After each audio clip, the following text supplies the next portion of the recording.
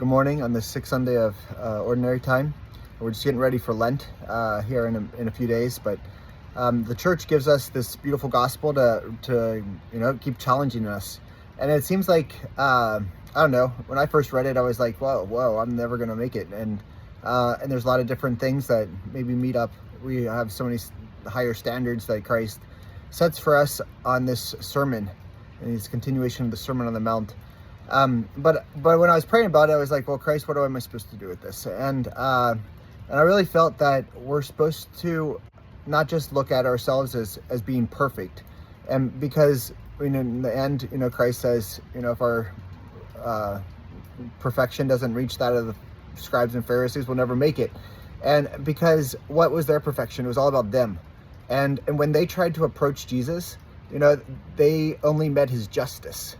But when Christ is telling us these commandments, it's not just you have to be perfect. You have to keep going higher and look for how you can do better and all that. But rather, it's Christ who's inviting us to set a higher standard for love for one another, and seeing what we're doing to help those around us, and not just like for our own perfection or because I want to look good or because I'm good or I want to be closer to God, but rather because we really do authentically love them from the depth of our heart, and we get challenged. We're challenged to do that, and that's what Christ challenges us.